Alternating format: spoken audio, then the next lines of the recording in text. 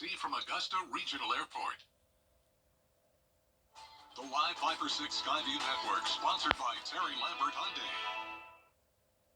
The tracking Hurricane Francine that's about to make landfall in Louisiana, but what impacts will it bring to the CSRA? I don't have the answer. Coming up. Right now on News Channel 6 at 4, remembrance ceremonies around the nation and here at home, marking 23 years since the 9/11 terror attacks. Plus, Georgia has a new hemp law, a look at the impact on local businesses, and using state funding to keep Aiken County schools safe, how the money will be used and what this means for students. As your News at 4 starts now. Live from Television Park, this is WJBF News Channel 6 at 4. We continue to honor. Everyone, I'm Jenny Montgomery. Thank you for joining us on this somber day of remembrance, a time to thank all of our first responders, the 9/11 heroes, and honor the thousands of victims and their families. On this day in 2001, Eisenhower remembering the 9/11 attacks, Hannah Latier takes us to its annual ceremony. The September 11th Remembrance Ceremony at Freedom Park was meant to honor the fallen, first responders, and survivors of those terrorist attacks, while also looking toward the future. The ceremony started with the posting of the colors, followed by a wreath posting. There were cannon firings and first responder sirens, signifying the times of each plane crash. The keynote speaker believes ceremonies like this bring humanity closer together and remind us to prepare for things we cannot predict. Events like this are great reminders to young soldiers that we're bringing into Fort Eisenhower to train. You don't know when we're going to need you to be ready, so use all the time you have available. Soak up the skills, the knowledge, and the acumen that we demand so that you are ready. And Post leaders plan on holding this ceremony for years into the future and encourage you to talk about and remember this day every day. At Fort Eisenhower, Hannah Latier, WJBF News Channel 6. And the potential for wet weather on Fridays prompting some changes to the high school football schedule. The following games have been moved to Thursday. Thompson High versus Waynesboro, Elbert County at Lincoln County, Silver Bluff at Blackville Hilda, American Leadership Academy at Ridge Spring Minetta, Aiken at Lugoff Elgin, and Wagner Sally at Allendale Fairfax. Do check our website for updates as they become available. A lot of Augusta drivers are growing frustrated that a busy road is still closed. A commission committee recommending that Olive Road at the train overpass be reopened. We told you about that yesterday. It's been closed since February after it was hit again, but repairs were completed in May. Traffic engineers would like to see it stay closed until a new chain curtain can be installed that would alert drivers to the height of that bridge. But neighbors are pleading for the city to act now. Why is it still closed? I mean, come on, what you punishing people? I pay a heap of money. I got 5 houses out. Oh, man, come on. Open it up, please. Augusta's traffic engineer said the cost of installing the chain curtain would be in the $40,000 range, and in other cities it's reduced low bridge collisions by 70%. The full commission will make their final decision next week. A new Georgia hemp law will impact local businesses and the items they can sell, some saying it's most of their inventory. Bria Smith joins us now in the studio with more on how it will impact those companies. Bria? That's right, Jenny. Senate Bill 494 introduces new restrictions and rules that local cannabis companies must follow starting October 1st of this year. One local dispensary we spoke with saying this could shut down businesses in the area.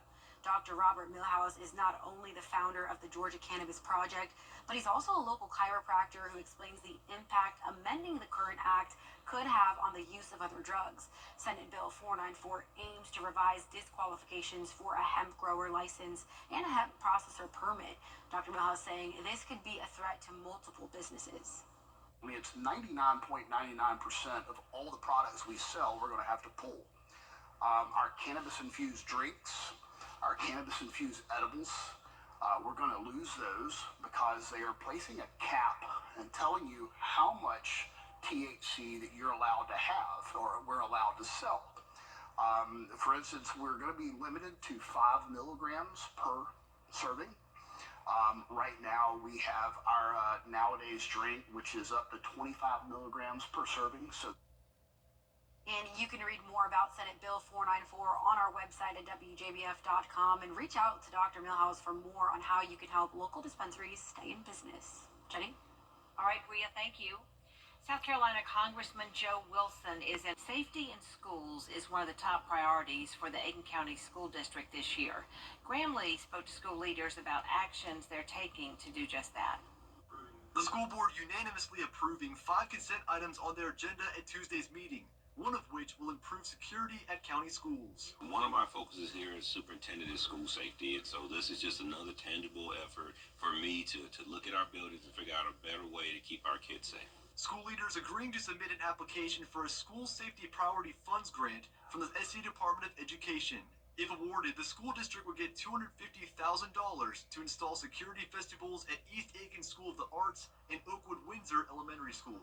It's sort of a stopgap measure. It's another set of doors so you can have the guests come into the building, but then actually get a chance to take a look at them there in that one area that is separate from the rest of the school. Early last school year, parents and students at East Aiken were sent into a frenzy after a bomb threat at the school.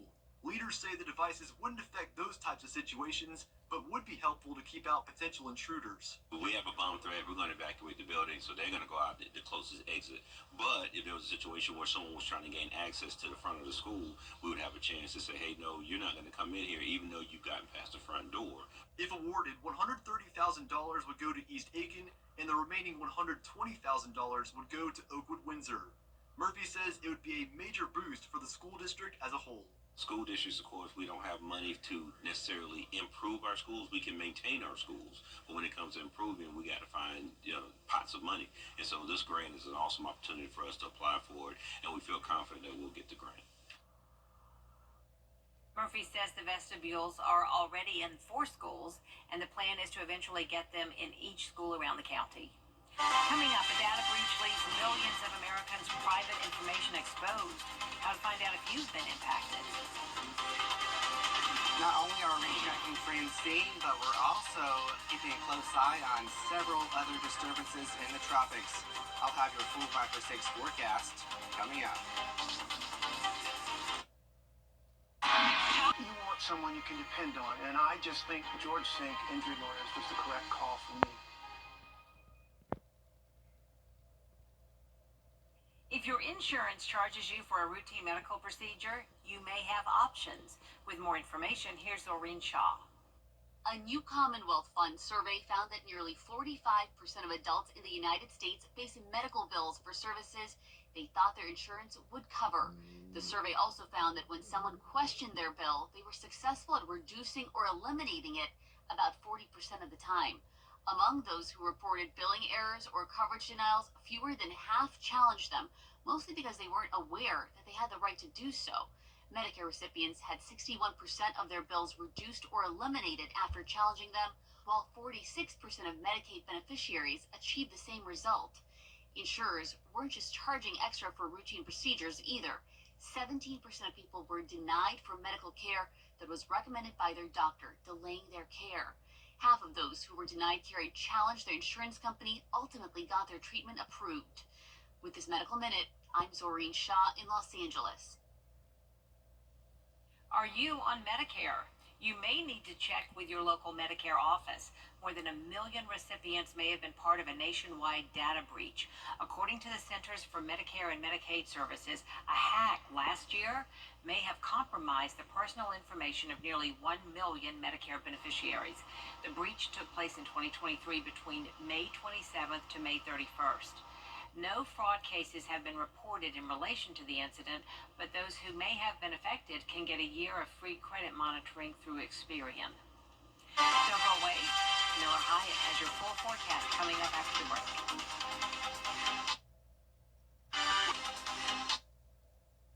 Weather headlines on WJBF News Channel 6. Brought to you by Hickson Roofing. If your roof needs fixing, call Mr. Hickson.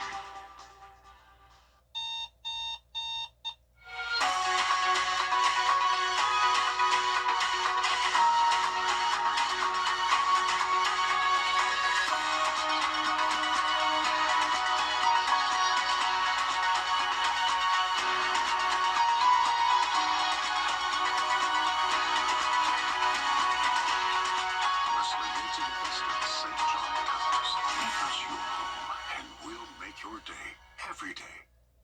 WJ